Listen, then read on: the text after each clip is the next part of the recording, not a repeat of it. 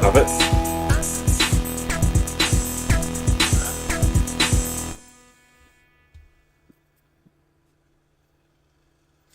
Hello, I'm James. I'm Matt. That's Matt. We are James and Matt. We're part of CRS. This is our first podcast after the lights. We're here to talk about sim racing, CRS stuff, real racing as well. Matt, how's it going? Yeah, sound. Yeah, day off. Day off, and here we are. First podcast. Ready to talk some debris. Exactly that.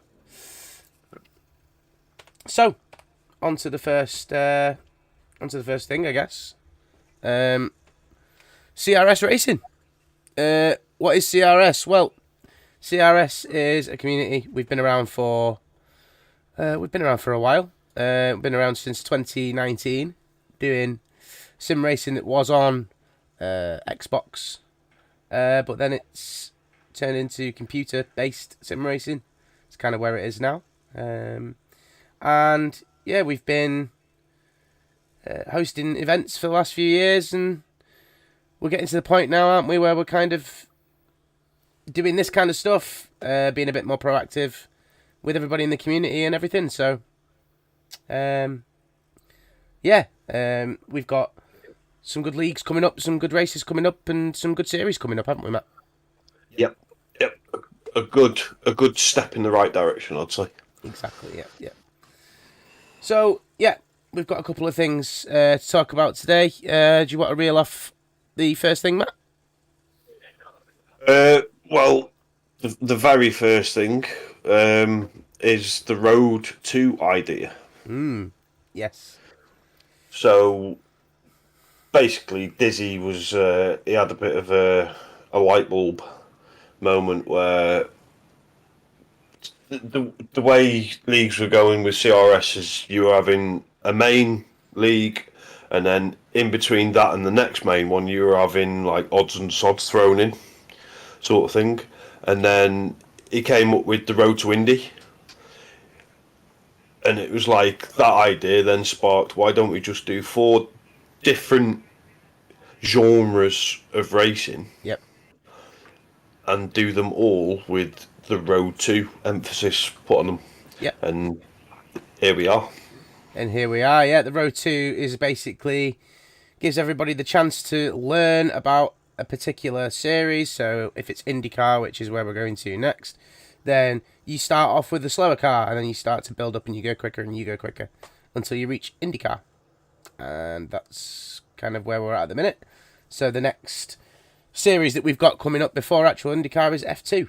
That starts this week. That'll actually be live streamed by myself and a co-commentator as well. So make sure you tune in for that on Sunday evenings. That's going to be fun.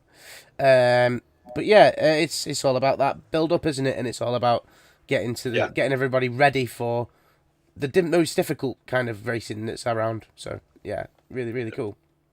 Yeah.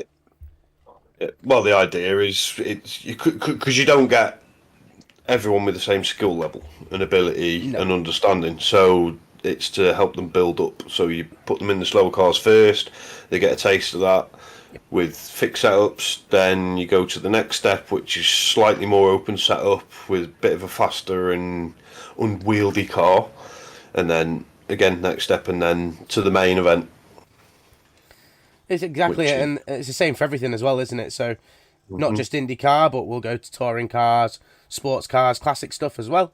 And it all gets included with a nice build up for everything, which is really cool. So yeah, onwards to the next little bit that we've got. And just a quick mention as well. We couldn't do all this to the level that we are doing it without the help of Hector and Adam at Black Box. Yes, they've been a massive help of recent, making some really cool alterations to tracks that already exist and making them sound and look cool. And when I say sound cooler, that might sound weird, but crowd effects and stuff like that really do make a difference when you join a lobby, and they've managed to do that really well. So thanks very much to those two for doing that. So we've had the F4s, which were pretty good. We had quite a few people for the F4s, and probably nearly 20 drivers signed up for that. And on average, there was about 17 or 18 drivers every week, which is really amazing to see. It was 20-minute races with a reverse grid. It was nice and simple. People enjoyed it, and then we moved on to the F3, which just finished last weekend. By the way, I will say, F4 and F3 champion, that man there on the other side. He stormed away in both, Matt. You did really well. But we're on to the F2. And some interesting stuff to look at. We leave European circuits behind for the F2 and get everybody ready for all the tracks in the US. There are so many tracks in the US, so the fact that we're going to be going to Road Atlanta, Laguna Seca, we're going to be going to Indianapolis, and we're also going to be going to Watkins Glen as well. So 4 circuits. Each is going to have a sprint race and a feature race, which is really, really cool, with a pit stop in the feature race as well. So, yeah, it's going to be a lot of fun. What do you expect with that? What do you kind of think is going to happen? Well, we're now implementing the next step from F3, which was 2 30-minute races with the reverse grid second race, and now for F2, you've got the 15-minute sprint, which is pretty much, you start from where you qualify and then it's gung-ho to the end. But it opens people's eyes and knowledge to how to complete strategy in the feature race, which involves learning to do pit stops and the best way around a 45-minute race in traffic. Yep, it's something new to learn. Yep. One thing we've not mentioned, obviously, F4, F3, the setups were kind of locked in a way to enable people to just get used to the racing rather than straight up just having to do setups and losing out. But F2 and IndyCar, setups are kind of open for everybody. So do you think that's going to make a big difference to some of the drivers? Well, it always will, won't it? Because you'll have people that have got the experience who can, who understand their way around setups. You got people who don't really need to, that are naturally fast, and then you've always got the people that are new to it.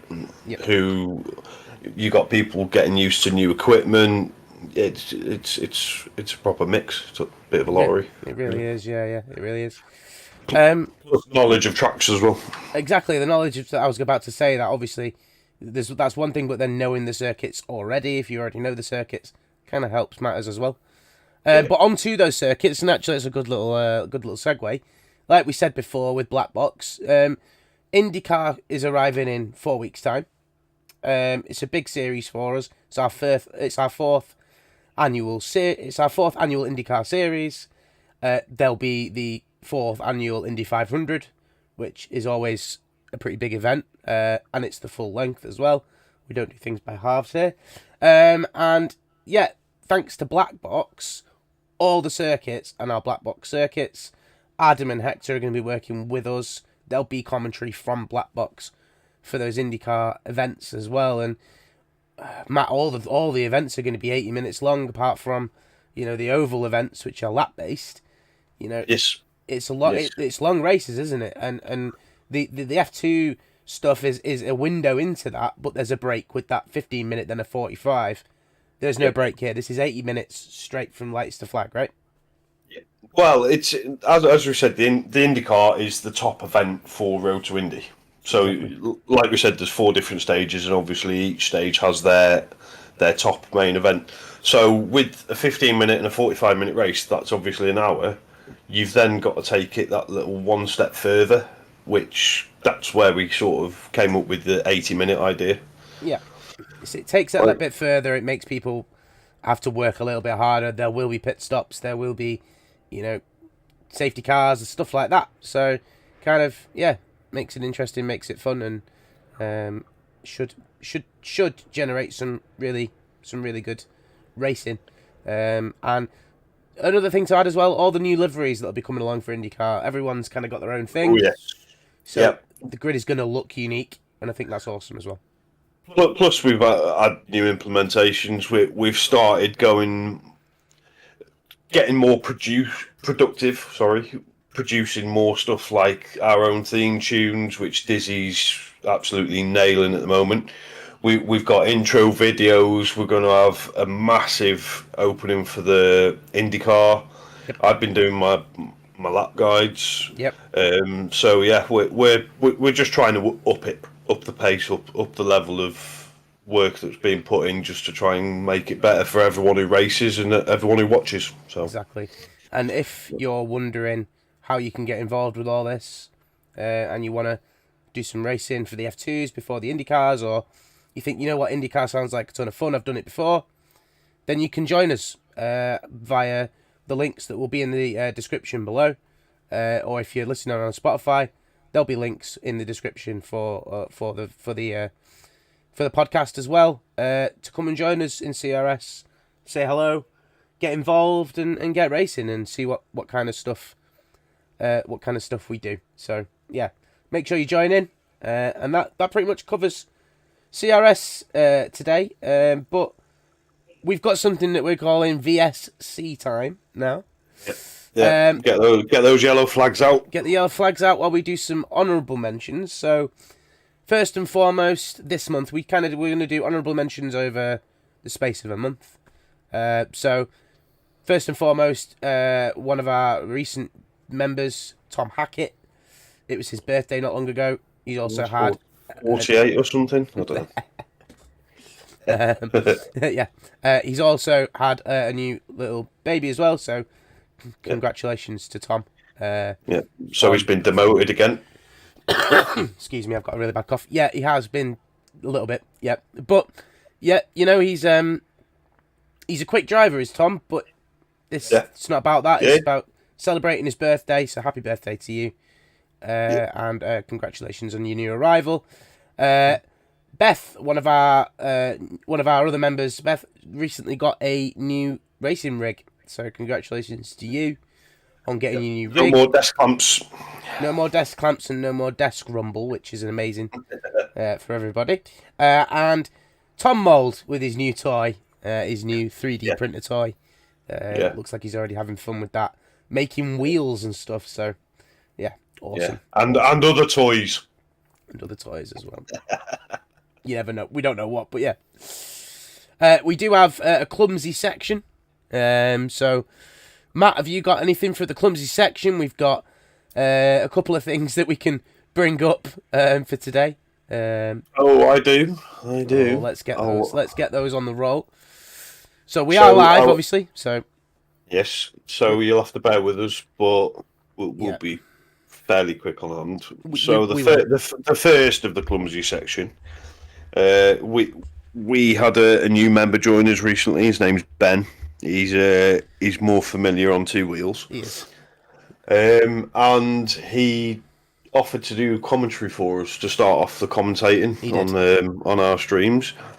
And the way we do it, we've got an app which runs the cameras and stuff. But there was one requirement that we needed from Ben when the race started, and it's because it's the only way you can run those cameras.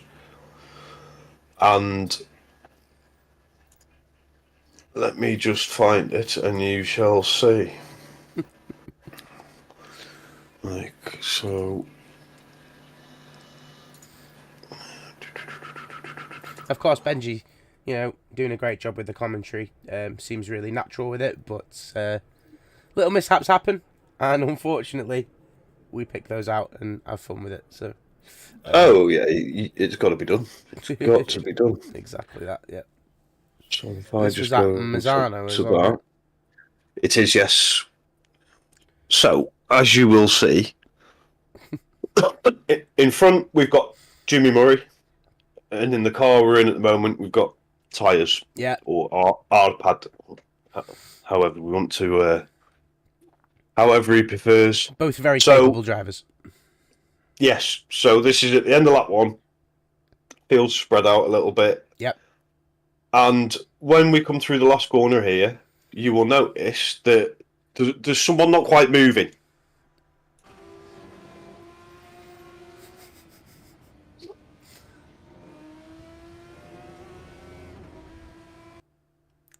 So if I go, The hand kind of gets in the way there, but yes.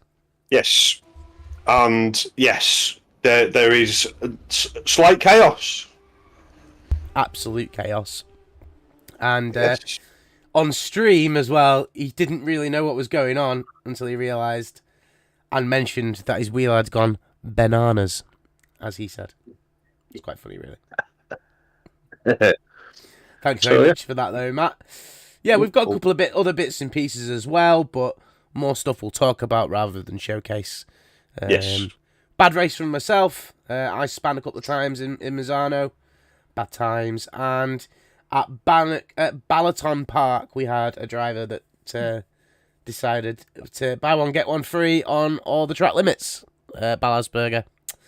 There was a certain chicane that he took a disliking to take in one of the corners. Yeah, and he thought the racing line was straight on.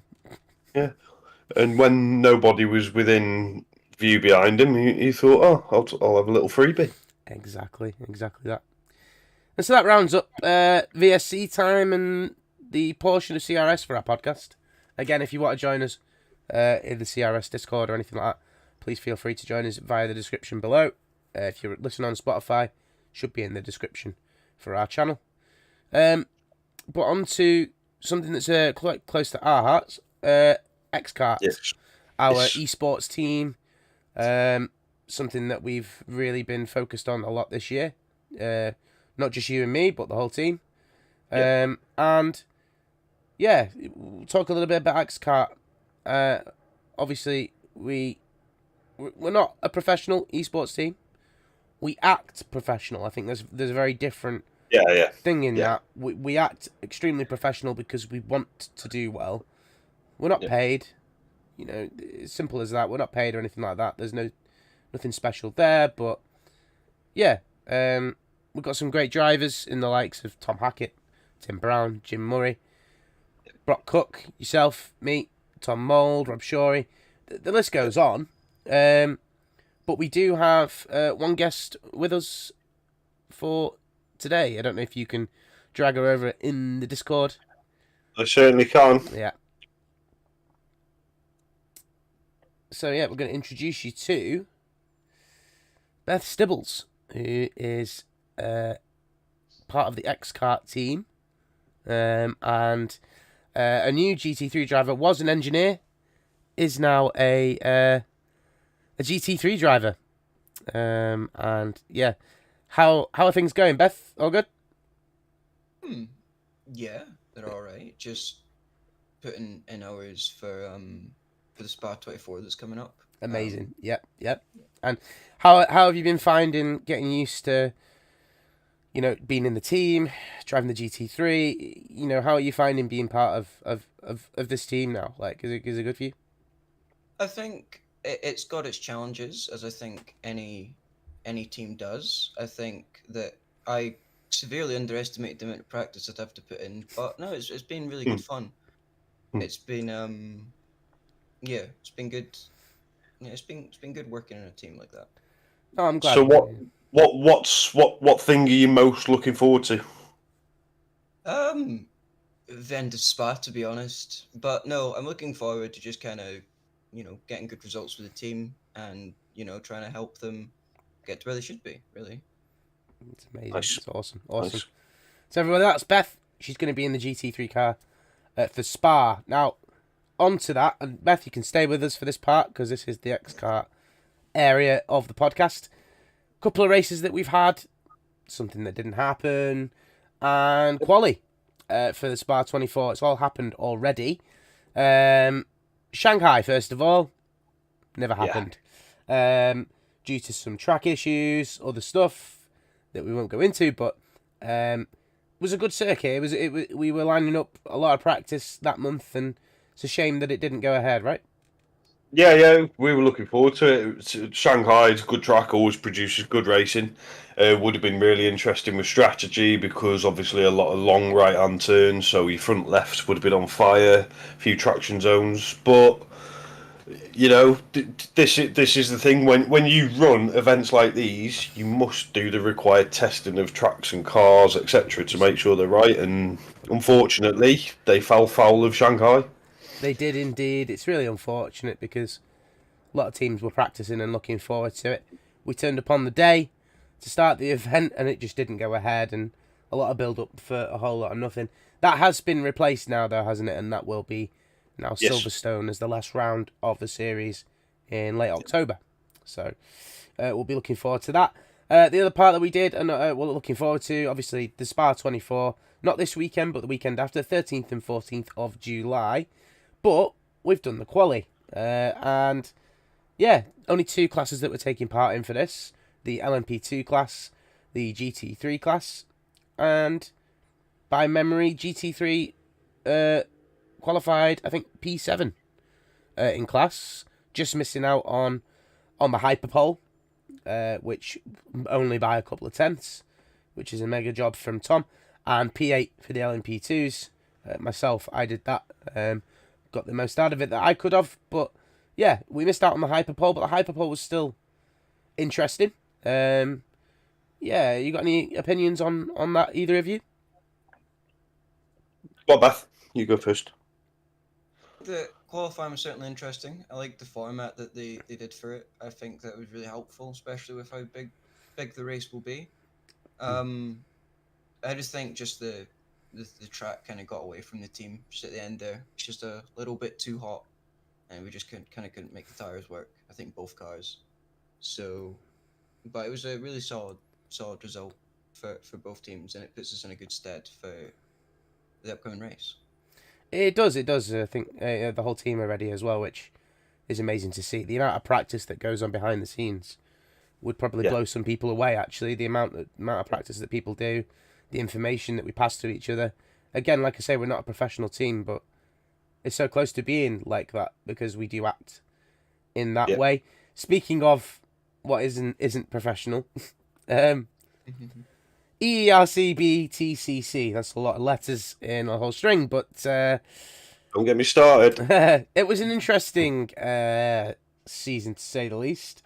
We only joined the last few races. Alton Park, fantastic, really good event. I thought I really enjoyed that. I think you Had a bit of weather, didn't we? A little bit of weird weather at the end that threw things into the mix. But otherwise, it was a good. It was okay.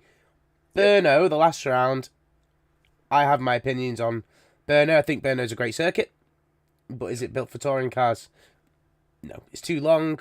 Lap times, 8 laps isn't a race, in my opinion. But hey, that's just my opinion. But yeah, we've got that to look forward to next year or later on this year. We'll be taking part in that again. So that calendar will go up. We'll probably do some streams based on that as well. But fully prepared and fully entered this time, not just as like a tester to no last minute entries. Yeah, exactly. Yeah, and that's gonna make a difference, I think, in terms of how we approach something like that. So maybe next time round it will be more serious and less fun. But we will wait and see on that one. Spa 24, like I said, 13th and the 14th of July. It's going to be starting at 2 o'clock. So make sure you're tuned in for that. There will be streams live for that. We may even do a CRS live stream from one of the drivers' points of view. We've got LMH. We're not in LMH now. Matt obviously was a LMH driver, but we decided best to kind of group everybody together in the classes that we felt were the strongest classes overall. And yeah, we're going to be putting it up on stream, but we've got all the drivers. We've got Tom Hackett, Beth Stibbles, Callum Habley. We've got Ralph Roy Vest, and we've got Tom Van der Pasch and Tim Brown in the GT3. So 6-strong team for the GT3 team. And again, 6-strong team for the LMP2. We've got myself, we've got Matt, we've got Tom Mould, we've got Rob Shorey, we've got Jimmy Murray, and we've got our resident Aussie, Brock Cook, who will be joining us for those night stints. And Matt, looking forward to that. You think it's going to be good? Yeah, there's so far we haven't had anything regarding mixed weather. It's always been relatively hot, so it's just looking after tyres. But now we're at Spa, and we know what Spa's like. Spa doesn't like to stay sunny for too long and likes to precipitate a fair bit. It does. Plus, you'll have the added effects of the nighttime running, which we haven't had yet so far. So, yeah, it's going to be entertaining. I hope the other drivers and other teams can keep up. And be prepared as well, because it may rain. Yeah. And that's going to be a big thing, as we discovered in practice last night. The rain is tricky. The other thing we're going to be getting involved in, like I said already, is ERC, the BTCC that they're doing later on in this year. We're going to be doing that again. But then, Matt, we've also been talking about the fact that we may try and join VMO next year, which is a once-a-year touring car championship. But after seeing the streams and stuff, I mean, it looks really good, right? Yeah, they are an esports related league. You know, they've got the likes of Veloce and teams like that in there. So you're talking stiff competition. Also, their waiting list is fairly long, so there's no guarantee you will get in. So if you do, you can almost count it as a privilege. Exactly. And if we do get into that, we will make sure that everybody is aware that we've entered that, because that'll be pretty big for us. That kind of, though, rules out all the sim racing news for this time round, for this month. Big thanks to Beth for joining us in the sim racing part. Thanks very much for joining us, Beth. Cheers, Beth. We will catch you very soon. Thanks for joining us. Yeah, no, thank you. It's been great. Yeah, cheers. Thank you very much. Ciao. Right, Matt. Right, here we go. Here's our section on the real world. Yeah, this is where you get to hear me and Dizzy talk a load of waffle on how we see things based on what's happened in the previous month of real life racing. Yeah, the podcast is half an hour long, but expect it to be an hour and a half long after we've done this. Yes. Oh, yes. So, F1, I think we need to talk about F1 first, right? I think that's the main focus that everybody's looking at this week, with Silverstone coming up and the fact that we're in that middle of a triple header. First of all, Spain, Matt. The Spain pain for Lando, for Aston, and the fact that Alpine was starting to come back as well. There's a little bit of a good news story in there. But the pain for Lando first and foremost. I mean, so close, but so far. He even said it himself. If he didn't fluff it at the start, it could have been a different story. But it's yet again, at the end of the race, he comes strong and he's chasing Max down and runs out of laps. Yeah. And it's starting to come to a boil. Obviously, we know why it's come to a boil, and we'll address that in a moment. But it's coming to a boil not just between them, but Alpine. What is going on with Alpine? The fact that they've come back and they've got a strong car, yet they've got two drivers that do not get on. It's so clear now that they don't get on. No. What should they be doing about this? I mean, it's difficult, really, because there's obviously one denominator in there. If you look at previous teams and experiences with Esteban Ocon, I mean, so he crashed into his teammate at Monaco. Yep. He's crashed into teammates such as Alonso, Sergio Perez before now. It's no coincidence. He's a good driver, but it's a team. You can't crash into your teammate. You can't crash into your teammate, exactly. Rule number 1, don't crash into your teammate. Yeah, it's... And rule number 2, refer to rule number 1. Exactly. Exactly. As Martin Brundle would say. Do you think? Yeah, Martin Brundle would say that. Do you think Esteban Ocon will be in the seat next year at this rate? Looks like he's losing that chance, right? It's a difficult one, mate. He's a good driver. He's a quick driver. Yep. But teams will think of themselves first. 100%. 100%. So, yeah, don't know where it leaves him, to be honest. No, I don't know where it leaves him either. I think the more Esteban Ocon damages his reputation, the less chance he's got of racing anywhere, because no team's going to want a driver that only races for himself. It's not why they hire them. Exactly. Sure, you get into the seat, do everything you can to get into a great seat, then do everything for yourself. You know, that's how Max Verstappen works. That's how the best drivers in the world work. It's fact. But to get to that point, you have to have shown that you can work as a team. Yeah. Clearly, not something that he's doing at the moment, which is a shame because, like you say, Esteban Ocon, very good driver. He's won a Grand Prix. You know, fighting off the likes of Sebastian Vettel. All right, Vettel wasn't at his peak, but still, you know, you got to be there and you got to be in it to win it. All-time champion. So exactly. Being in it to win it though, Austria.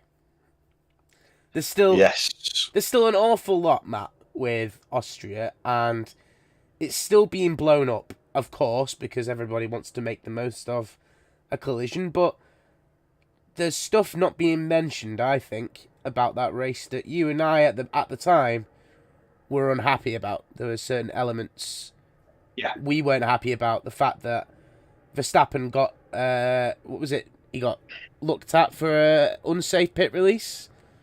Yeah, which is a cut and shut case, and nothing happened. You know, we were under in the understanding that if a driver has to take avoiding action from a car that's been released from their pit box, it's an unsafe release. Yep. Lando had to slam his brakes on. He did. And he even said that he could not turn into his pit garage because Max Verstappen's car was there. Yep. And it didn't. Nothing happened. No, it's so confusing. So confusing. The rules are very odd in that respect.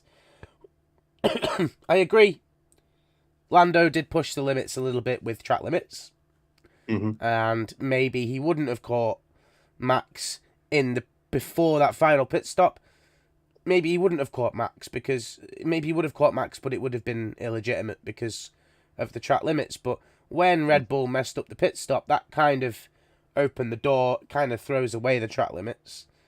And this whole thing of moving under braking comes back, and it's a shame to see a driver like Verstappen, who I think you and I and many other people started to gain some respect for. Mm-hmm. He's lost all that respect by not coming together with Lando. You know, you can have an accidents happen.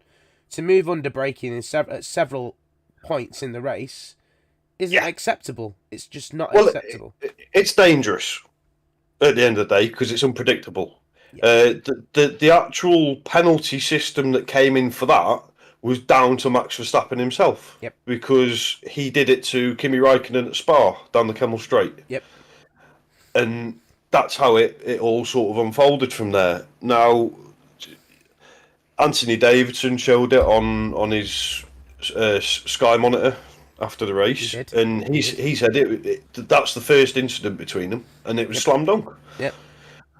And I know there was a snowball with Max Verstappen having a poor pit stop and what have you, but you can't move under the brakes. It's you make the move first and then you brake. Exactly. These guys are doing 200 mile an hour plus in some cases, and we know how big the accidents can be. Yeah, it can launch a car. It doesn't matter how safe the cars are. Anything can happen. No, anything can happen.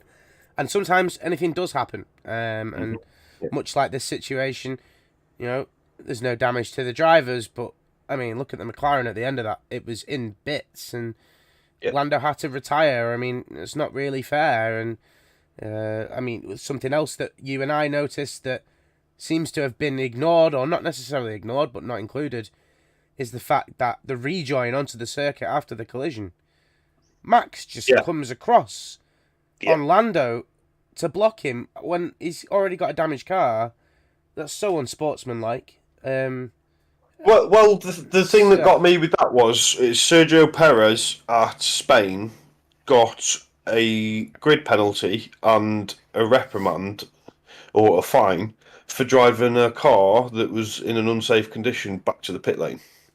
Now, yes, it was only a puncture, but Max came back on the track.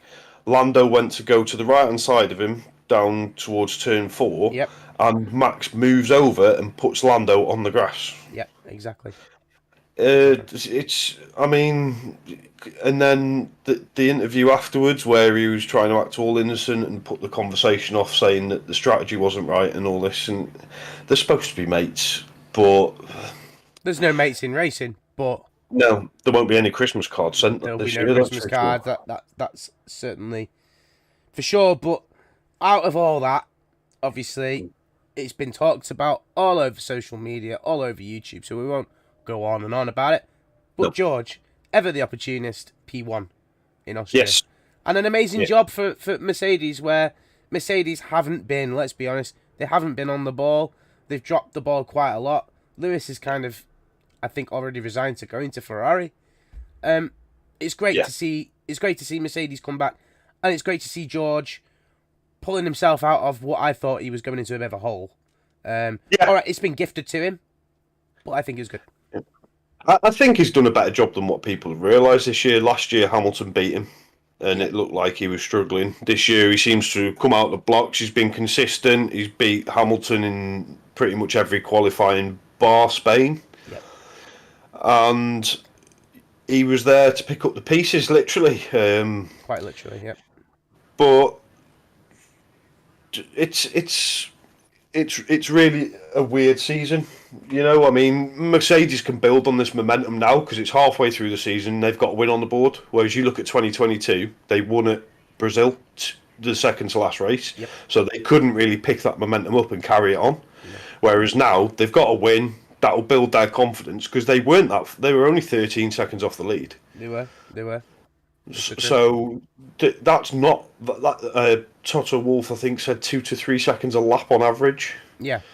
Which isn't that bad considering the start of the season they were probably fourth or even fifth fastest team. Yeah, it's definitely a resurgence from a team that was very dominant only a few years ago, and I think people tend to forget that actually it got a bit boring with Mercedes.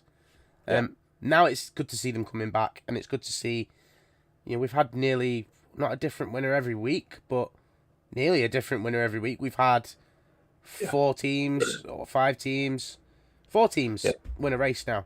Ferrari, Red Bull, McLaren, and Mercedes. They've all won a race each. All right, Red Bull have won a few more than anyone else, but yeah, still incredible. But McLaren, do we think McLaren are possibly the fastest car at the minute? I do. The thing about it is I think the only difference is Max. Yes, we'll put Austria aside. Yep. I don't want to come across as someone who just wants to constantly, barrage him. But he is the difference when it comes to Red Bull. You look at Sergio Perez, 3 times missed Q2. Yep. And then this race, he couldn't even keep up with the other 7 in the Ferrari, the McLaren, Mercedes, and his teammate. And it's really worrying times for Red Bull because the pack's catching them up. Those 3 teams, McLaren are fighting them for victories. You got Mercedes picking up pieces. Ferrari are struggling, but they've still got at least one driver in there somewhere. Yep. And I've got a feeling if Red Bull don't win that constructors this season, he's gone. It's going to be Perez that takes the fall. Yeah, and it'll be who replaces Perez to do as good or as close as possible to being as good as Max Verstappen. But because they want someone who's quick but not as quick. Exactly, and that's always going to be the way, right?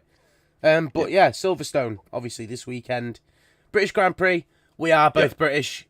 Maybe a bit of bias. We think it's one of the best Grand Prix of the year. It's got the biggest crowd of the year. Not necessarily. I wouldn't say it's the best track in the world. There are tracks out there like Spa, like other tracks, Sebring and Le Mans, and that got a huge history. And Silverstone's got a huge history. It's a great track, but for F1, it's one of those circuits that really throws things up in the air a little bit. Austria has a corner or two that does that, but Silverstone always generates some incredible racing. It's weird as well because there's a lot of fast corners at Silverstone, and normally it's the fast corners that produces the most dirty air. Yeah. But at Silverstone, they seem to be able to follow each other. In 2021, you had Max and Lewis into cops. You've had stuff to do with tyre wear and punctures. You've had circuit invaders before now. But and obviously the weather. So everything happens at Silverstone. It's a crazy track. 2022. It was a fantastic race. It was brilliant. It was really good. Yeah. One of the best bits of commentary I've heard in years. Through goes Hamilton. But you get the atmosphere at Silverstone. It's like a Monza. Yes. It's like a Zandvoort. Zandvoort's got an amazing atmosphere. So that's why it's such a love track. It is. And I think it's going to generate some great racing, like you say. I think we'll see what happens. I'd love to see a Brit win. I'm not going to say Lando because we don't know what's going to happen. We don't know if McLaren will be the quickest or if Mercedes rock up and all of a sudden they are the fastest. Well, Mercedes always go well there, don't they? They do always go well. So they've got a better car this year. So I've got a question for you. Don't you think it's going to be weird next year when it's just orange and red in the grandstands? Extremely. Well, will it be just orange and red, or will there still be silver and black as well? Little bits of blue for George. George is still there. George is still a British driver. But I agree. Yeah. Be weird. It'll be weird, and seeing 3 Brits in 3 different teams is not something. Actually, that I'm not used to. Competitive teams. Yeah, 3 competitive teams. Yeah. There's a difference, isn't there, when they're in a lower team. Yeah. In other times, you've had like Lewis, Jensen, and then Palmer. Yeah, there's always been a Brit, but it's always a bit lower down, exactly. But we will see what happens. Silverstone this weekend. We're looking forward to it. And F1, I'm sure, is going to generate some great racing. In the world of endurance, with IMSA, WEC, GT, we count everything in kind of endurance stuff. Matt, we had in WEC, we had Ferrari winning at Le Mans again this year. Second time. Yep, made it 2 in a row. Wasn't easy though. It really wasn't. The weather really tested the teams. And yeah, it was the hypercar field is crazy right now. It's extremely competitive. So good, but you've got the likes of BMW and Lambo who have just come into it. They're still getting their footing. Porsche were very disappointing. They seemed to run a different setup in the race, and they were miles off. Yeah. Toyota, you'd expect them to be up there with the experience they've got, and they were, but they weren't really there for that long. They seemed to. Was that because Ferrari seemed to keep almost dropping the ball? Yeah. Like Ferrari sometimes do. Yeah, very true. But Ferrari, smashed it, absolutely fantastic. I think it was the number 50 this year, was it? Exactly, it was 51 last year, and 50 this year, and it's nice to see different drivers, even if it is the same team. Yeah, it's nice to see different drivers taking the win. It probably means a bit more when it's 2 different it's 2 different teams. Showcases how competitive it is. What I will mention is, and something that is, this is really cool to me, was the return of the Mustang this year at Le Mans. Not as a special entry or anything like that, part of the GT3 field, because that GT3 field is now grown with that Mustang, and I think that Mustang sounds great. Yeah, it's nice to have it back. I mean, they run it in the GT World Challenge as well, and it's the GT World Challenge. Now you've lost the likes of Bentley and Jaguar. There's no Chevrolet in there or anything like that anymore. You've only got the Mercedes and the Aston with the V8s. Yeah, and now you've got that proper American V8. And it is Proper nice really hearing that. It is really It nice is. to hear that. I agree. It's really nice to hear that. And if you want proof, look up GT World Challenge 6 hours of Paul Ricard and listen to that Mustang go down Mistral Sounds Straight. great. Oh, it sounds so good. On to GT racing. Nice little segue. Spa 24. Both of us highly engrossed in that when it happened. Chaos. Absolute chaos. 100 years of Spa, but only the 75th race. So Yep. we're still trying to work out where 25 years has gone. We know some of it, but Some of it, others. But I assume it's down to track changes or something like that. But we know obviously the war and everything. Other Don't stuff. worry, we're not going to go into that. No. Be here all night. We're not Top Gear. But the winners for the 24, finally, an Aston Martin back on top, and the 007. What a great win for that team. Sorensen. What a lineup! What a Drudy team. Sorensen. What a lineup. What a win. And all right, you could say, well, they won because they were there at the end and they were so lucky. No, they were there from the start to the end. They were always in that top 5 or 6 cars for the lead. Like they never once. You could tell. You could tell the pace that Drudy had in his first stint. I think it was 2-3 hours in. He was overtaking left, right, and centre, and then took the lead. Came in. Sorensen jumped in, and then just gapped. Even they had 8 safety cars in the first 6 hours. They did. And every time he was in front, he just gapped the field and then got brought back, then gapped him again. Yep. Sensational drive, and what a car. Looks beautiful. Looks beautiful. Sounds good. It's not the Mustang, but it sounds good. And well done to Nicky Team, Matteo Drudy, and Sorensen as well. Well done to all 3 of those drivers, and to Aston Martin for bringing that. Obviously, there was the incident coming down Eau Rouge. Big accident. The biggest accident, I'd say, of the race. There were a couple where there was a Porsche on its roof and an Audi on its roof, that was more likely down to weather. But this was what made this funny as well was the commentary at the time. Yeah. Over the pit radio, one of the drivers in the pit lane said that the guy came over the radio and said he was unsighted, and we had a look back at the replay. It wasn't that unsighted. Plus yellow flags. There would have been double waved yellows because they were about 5-10 seconds after it happened. Yeah. But Aston Martin and Ferrari came together in David Coulthard corner. I like to call it. It's basically the straight down from La Source down to a Rouge. Yeah. So it left the Ferrari stranded in the middle of the straight. It did. Then 10 seconds later, along comes a Porsche and wallop. And fire ensues. I mean, it was a pretty scary looking accident. But everyone got out okay. The photographers were all right. So very good. Spa this year was a good showcase for how safe cars are nowadays. Oh, they are incredibly safe. Incredibly safe now, and it is amazing to see that, because I'd say 20 years ago, that's 2 hospitals that's two drivers in the hospital, not 2 hospitals in the driver. That's wrong. 2 drivers in the hospital. That would have been the case 20 years ago. That would have been the case, and maybe one of those drivers wouldn't have got out.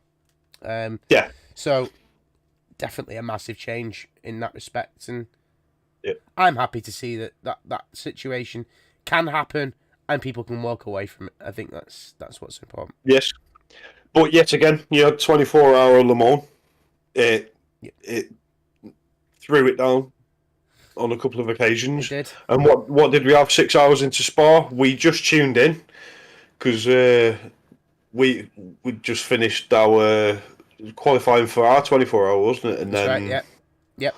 And then we got back on and we started watching Formula One. And the F1. Yeah.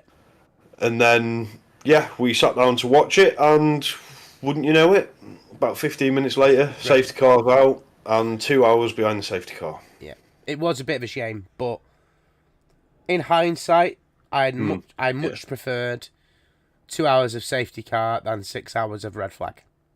Yes, So, yeah, I agree. They did it on purpose to prove a point, sort of thing, didn't they? Yeah, and it made a difference. It definitely added to the Yeah. to the event, because it meant that as soon as it was clear and good for racing, and we were surprised, right? When it went green, it was still really wet, like Yeah, to the point where we were like, really? That's not safe. But hey, the drivers made the most of it, and it showcases you can drive in the rain when it's heavy rain and get round without an accident. Sure, it's scary as hell, but yeah, for us as viewers, it does add to that. That it's like, cool, yeah. these guys are paid the top dollar. They are the best drivers in the world, and sometimes they get given the most difficult challenges, and they Yeah. can do it no problem, and they can get to the end. And that It's a different kettle of fish, isn't it, with is, endurance driving as well? is I mean, yes, they're in an enclosed cockpit, so they're not actually getting drenched. And yes, it's not like a Formula One car which will skim across the surface of the water. exactly. But these guys are competing 24 hours. Yep. So it was pitch black. The water must have been a good few mil deep. Yep. And there was a couple of times where they said safety car is going to come in this lap, and we were sat there like, No, it's not. you having a laugh? You can't do that. Yeah. The rain was literally lashing it down. Yeah. And I think the only reason they released the cars after that 2 hours was because the rain had actually calmed down quite a lot. Yeah. I think that was the only difference. But it added to the race. It made a difference, and Yeah. it added to the race. It was good. Rossi, obviously, now here in the GT3s, great driver in the GT3 car. He's won GT3 races now. He's showcasing what he can do, but impatience, Matt, from Spa, inexperience. Frustration as well, possibly, because the BMW didn't seem to be up there fighting it at all. I mean, you've got the likes of Rossi, Sheldon van der Linde, and drivers like that. I'm sure there's one of the I can't remember the name now. Van Thor brothers. One of those Yep. are in there. Yep. But you had Aston leading at one point, Ferrari. There was a Porsche. I'm sure that there was a Mercedes out front at one point, started on pole. Yep. A Lamborghini that started on pole, which Yeah. got took by the Mercedes at the start. Jordan Pepper's So- Lamborghini. Very, very. Yeah. Yeah. So all five of those manufacturers led, and BMW were nowhere to be seen. Yeah. So I exactly. think they were trying to make up for what the car didn't have, and yeah, carried on with the BMW reputation. A shame, but I'm sure over time they'll get better. But yeah, shame from them. But not so much of a shame, although maybe it was a shame towards the end. The return of Mr. Jan Mardenborough and, Yeah. in a second team as well, James Baldwin. So representing the sim side of things. Yes. Yes. Nice to see Jan Mardenborough back in a European series. Really, really cool. Yeah. I think he went through a few peaks and troughs, and his major trough was the Nordschleife incident. Yeah. But I mean, again, it's a sim racer. He had to get his experience, and he had to go along the route he had to go. But yeah, it was nice to see him back in a European circuit, competing with the best European drivers in the world.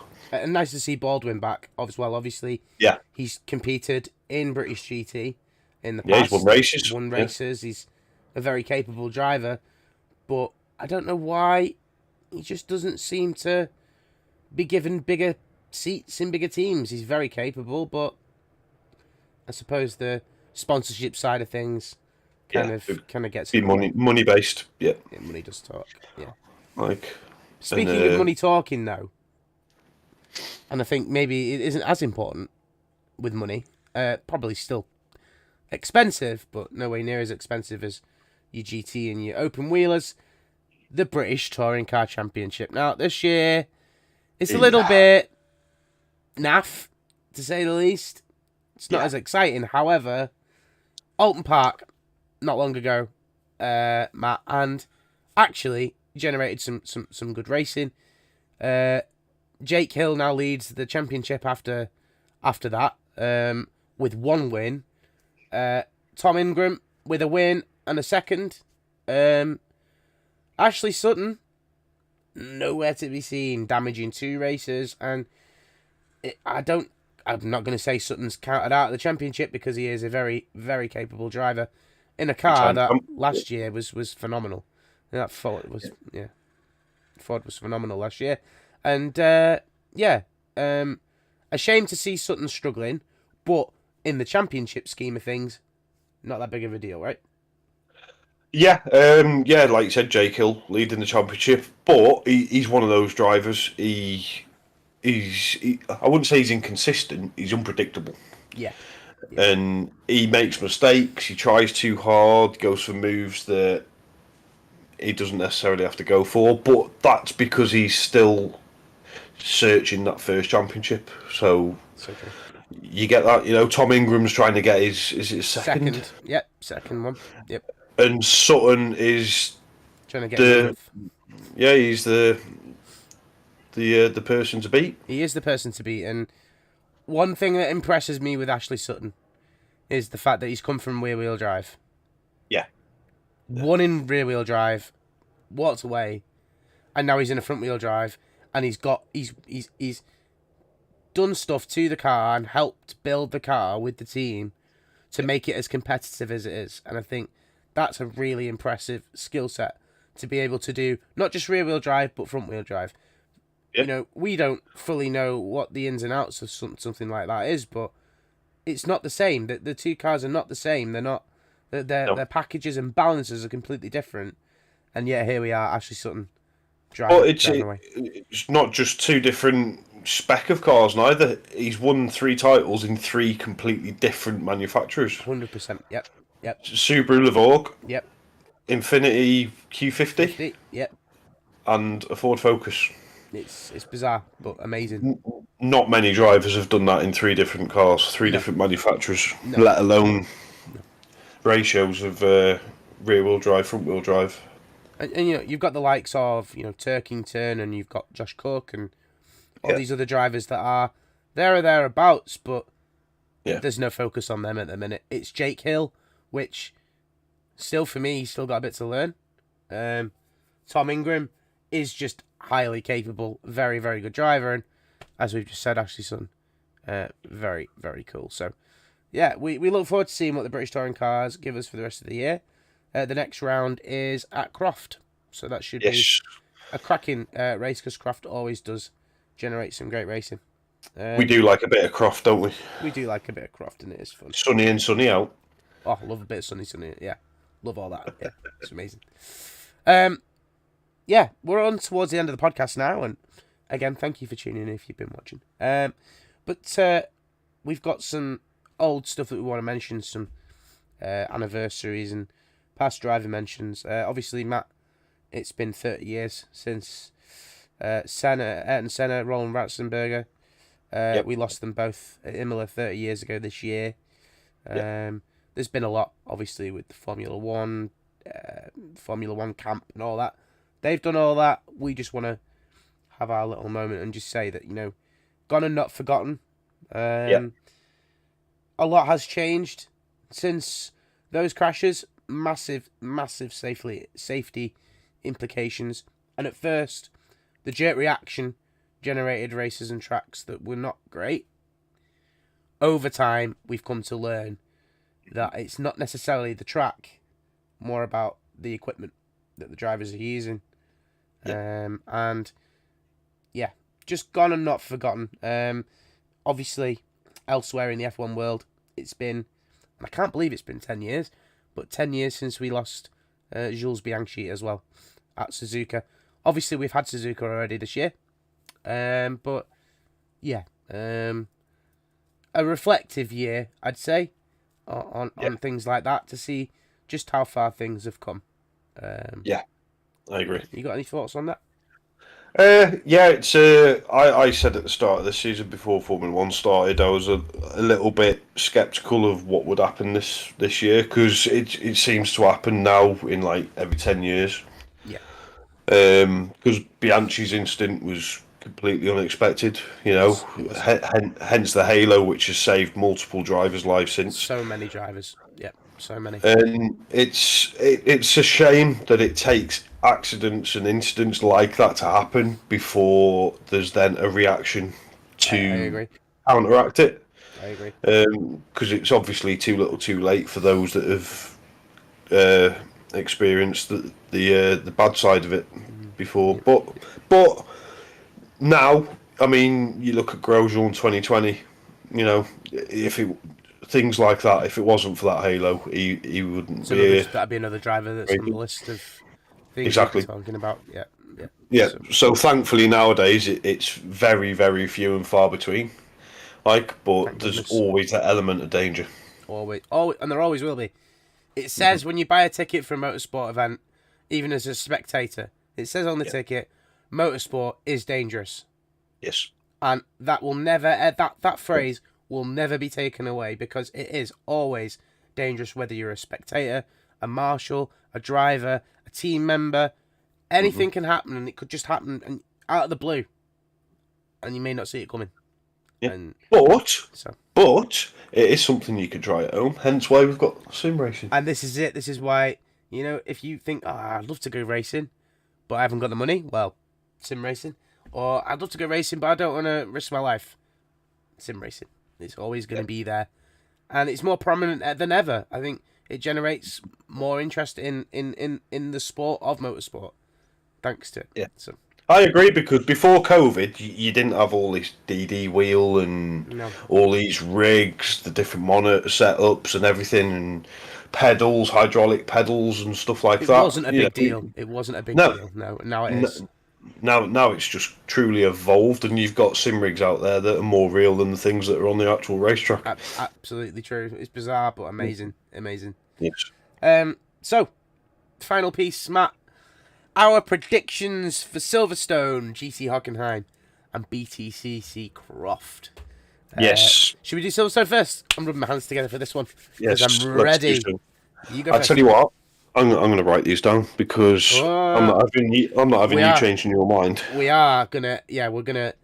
Next month when we do another podcast, we are gonna see who was right, or as close to being right as possible, and we'll earn points for that. So, Matt, what have we got? Oh, you're writing it down. Okay. So, first off, who are you picking as winner? Silverstone winner. I'd like to see Lando Norris win because of last weekend. But, so you're having Lando? But. I'm going to say Oscar Piastri wins at Silverstone. Ooh, interesting. You know what? I'm going to go out there, and I'm going to go Russell. I thought you were going to say Alonso or something. Yeah, okay. Russell wins it all. Well, it'd be amazing to see Lewis win, but I don't know if that's going to happen. Yeah, I think Oscar might end up winning. I think he's going to steal Lando's thunder a little bit. Lando will be pretty annoyed, but hey ho. GT World Challenge, Hockenheim, sprint racing. You skip that quick. I had something else prepared. Oh, sorry, you skip. Go on. No, we'll go back to F1. Go back to F1. Right. What do you think is going to happen that's unexpected? Oh. I think Lewis Hamilton and Fernando Alonso are going to come together. Ooh. I hope they sort that Aston out then. Yeah. Yeah. And not because Aston improve, but because Mercedes make a mistake. Interesting. Yeah, possible. I mean, Mercedes aren't at their peak at the moment, so yeah, it's a good thing. I'm going to say 2 or more red flags. Okay. Okay. Interesting. So, like I said, Silverstone's one of those. It is one of those. It is. And first retirement. Should we do first retirement? Yeah, that's a good idea. Yeah. Let me just directional keys. Do apologise. First retirement. I'm gonna go for Oh, Sergio Perez. Oh, oh, is that another nail in that coffin? Is it? I think so. First retirement. Oh, Are you going to keep safe, Um, little Mr. LS? I don't know. I think Leclerc's used his bad luck. Okay. Lance Stroll, I think at the moment he's getting the better of Alonso. Alonso's having a torrid time, I agree. so Yeah. I don't think.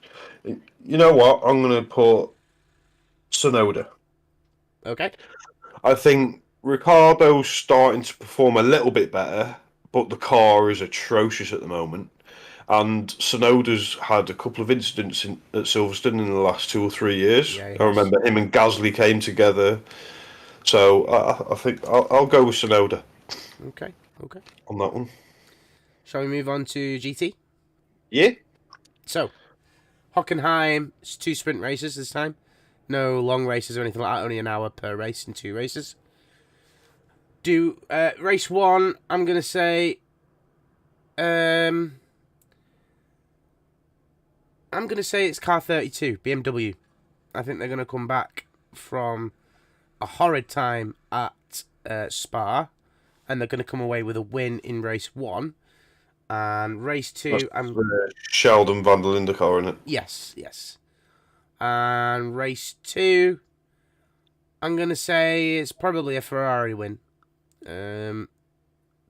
Car 50, let's say. Well, numbers, probably won't have numbers to go with them. Let me just put BMW on that one. So race 1, I'll go Porsche. Okay. Don't know what car numbers are Porsche. Obviously 911, but I don't even know. Yeah, Porsche though. Yeah. Race 2, I'm gonna go Merc. Okay. Interesting. In fact, no, I'm gonna go car 46 because they have Marciello. They do have Marcello, they do indeed, and he is a very top class driver. So, And they've also got Martin as well, haven't they? Yeah, they just need to see how Rossi does, and I think Rossi's the outlier. He's still there, and he's still very good, but yeah. But I agree. Yeah, that could be. It's a good choice. Mm-hmm. It's a good choice. Yeah. And our final prediction: BTCC. Croft, baby. 3 races. Yeah. 3 races. So, yeah.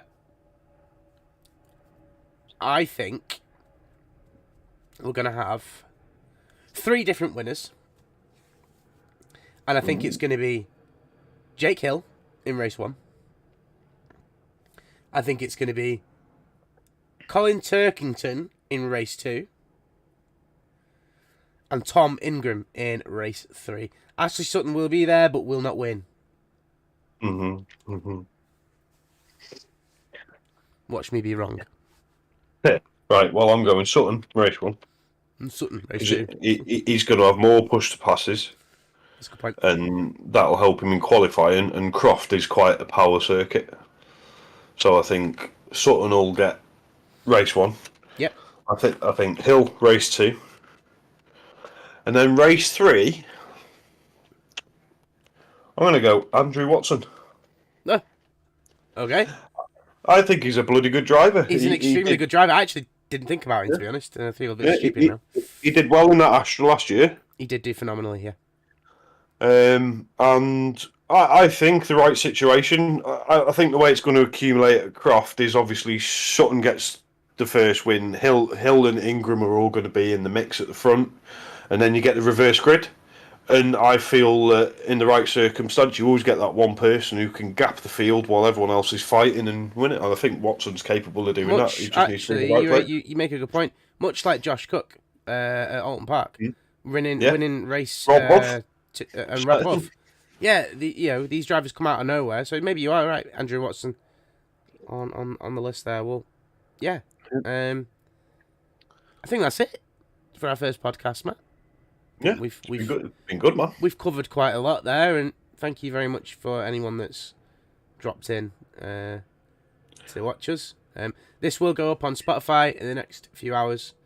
and it probably won't be cut down either. I think there's not much we can cut out of there. So, yeah. We will be coming back to those predictions. Oh, we will next month. Yeah. New podcast. I tell you what, 2. before we finish, Ooh. very tiny little section I'm going to add in. What are your 3 predictions that are going to happen for F1 next year? So driver moves, anything like that. Excuse me. Next year, driver moves. Oliver Behrman to Haas. Be surprised if that doesn't happen. Mm-hmm.